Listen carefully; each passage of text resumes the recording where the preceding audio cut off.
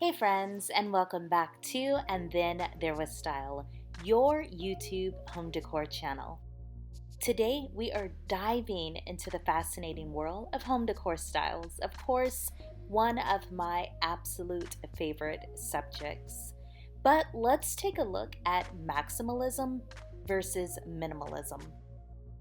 So, from their growing popularity to their very distinct differences, we're going to use this video to explore why these two design aesthetics are really capturing the attention of homeowners worldwide. Now, from my experience, people are either team maximalist or team minimalist, where a few people, fall in between and just like a good mixture of the two.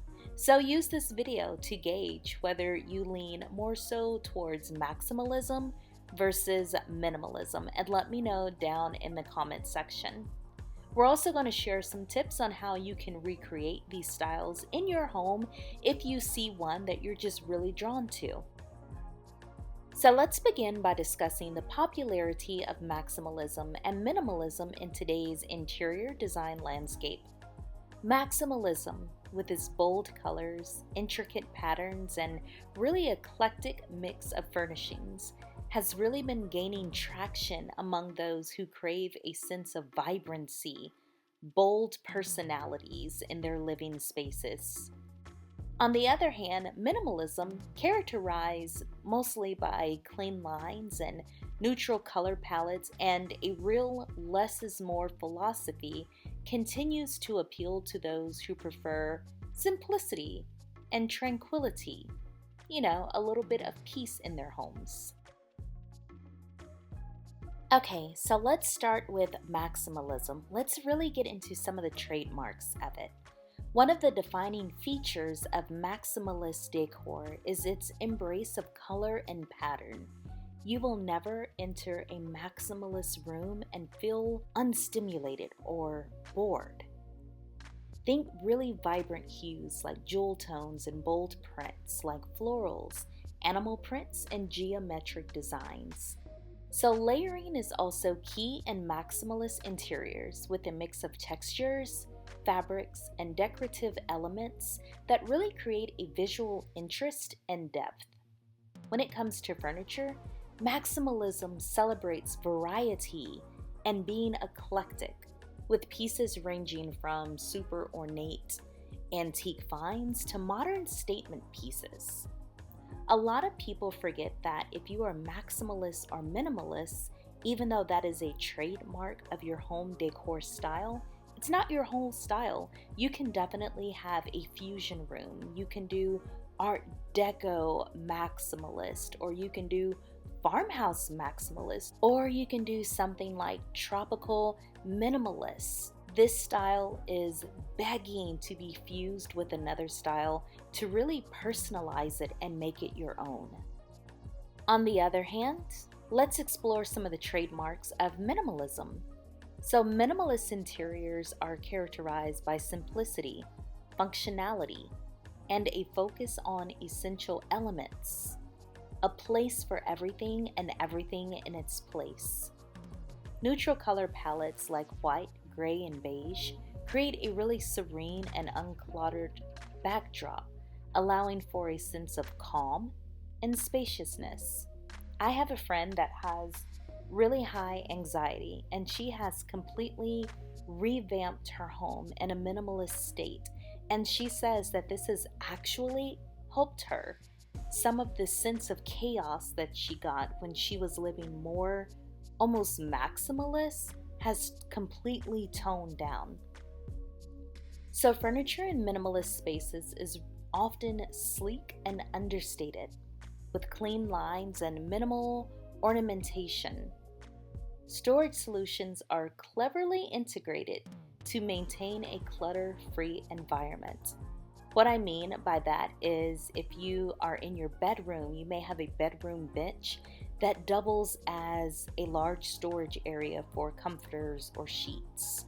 Or you may have an ottoman in your living room that does the same.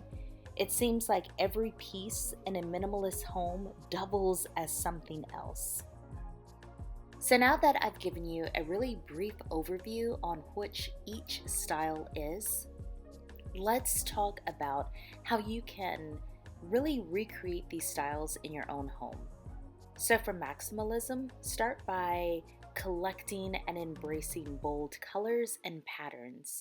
You want to mix and match prints, even though that may go against everything in your head when it comes to home decor. Also experiment with textures, corduroy, fur, lace, all these different elements that you can add in to really create a one-of-a-kind space. And don't be afraid to layer decorative elements for a more vibrant and just really off the beaten path eclectic look. Incorporate statement pieces like ornate rugs, velvet sofas, and oversized artwork to really anchor the space. I always say don't be afraid to go bold. Don't be afraid to go maximalist.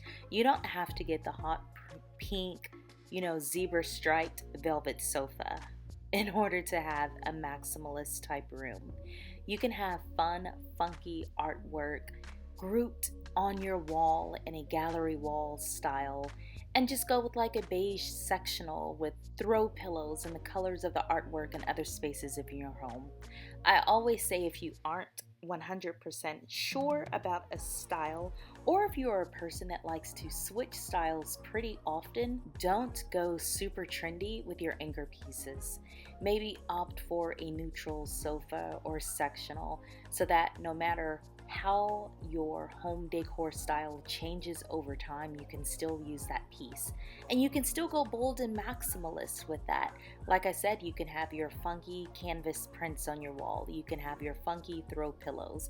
Maybe even a bold accent chair or a fun rug.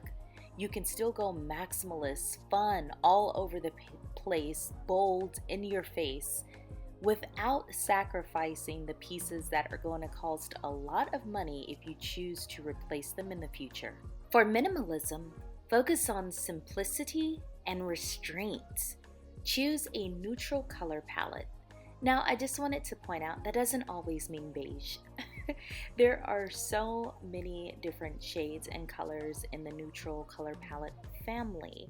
So you can go, of course, beige, taupe, eggshell. You can go white.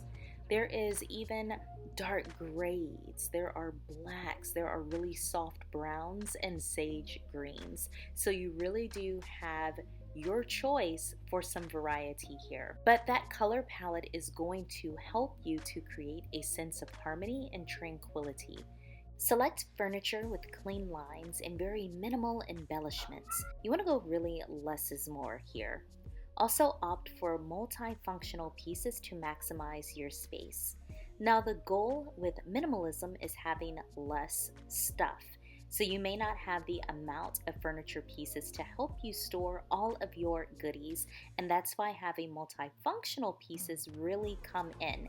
We talked about the bedroom bench at the foot of your bed, or your ottoman that also doubles as a place to store magazines or blankets, but there are so many more options for items that really pull double duty. Now, one store that I know for sure has a ton of spaces like this, and that is going to be IKEA. So a lot of the furniture from IKEA is really built to serve dual purposes. That's a great place to shop if you are in a minimal mindset. So whether you're drawn to the really vibrant energy of maximalism or the serene simplicity and charm of minimalism, there's a home decor style for every taste and preference. By understanding the key characteristics of each style and incorporating them thoughtfully into your own space, you can create a one-of-a-kind home that truly reflects your personality and lifestyle. Once again, friends, I really appreciate you watching. If you enjoyed this video, please subscribe to the channel. It will help me out. And if you want to see more, choose one of these videos right here. It's been great taking the time to hang with you today. I'll see you in the next one.